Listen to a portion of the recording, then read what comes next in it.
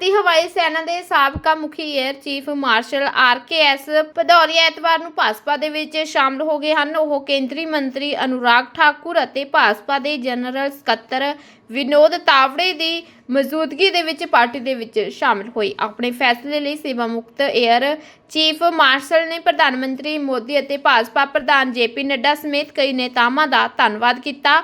उन्होंने कहा, मैं बहुत खुशकिस्मत रहा हाँ कि मैं अपने जीवन के 40 सालों तो वध समय तक भारती हवाई सेना के लिए काम किया। यह बहुत माण वाली गल है। इस दौरान RKS भदौरिया ने होर की कुछ कहा, तुसीं भी सुनो इस वीडियो दे विच। सबसे पहले मैं माननीय प्रधानमंत्री मोदी जी का, भारतीय जनता पार्टी प्रेसिडेंट श्री नड्डा जी का और यहाँ उपस्थित मंत्री जी का सबका धन्यवाद देता हूँ कि मुझे ये अवसर दिया कि मैं सदस्यता भारतीय जनता पार्टी के लूं और फिर से एक बार राष्ट्र निर्माण में अपनी कंट्रीब्यूशन कर सकूं।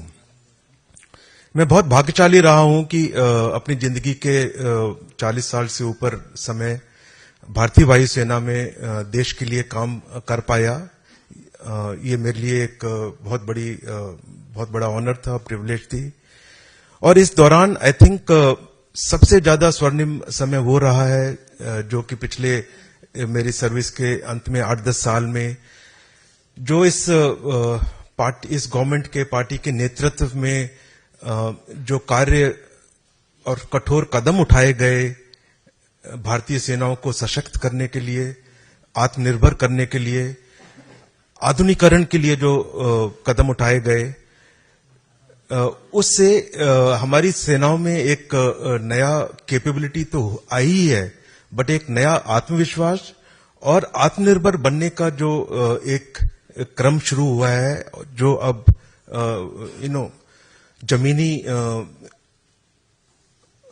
धरातल पे ऑलरेडी उसके रिजल्ट्स दिखने शुरू हो गए हैं।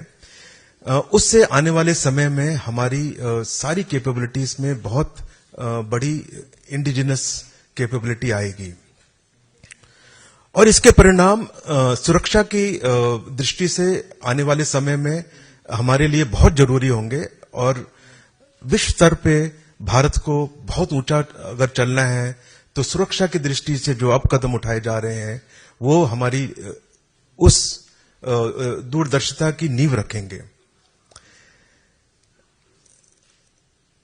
माननीय प्रधानमंत्री मोदी जी का अद्भुत नेतृत्व और उनकी अद्वितीय दूरदर्शिता जो है, जिसके अंतर्गत एक संकल्प है 2047 में एक आत्मनिर्भर विकसित भारत बनाने का, उसके अंतर्गत जो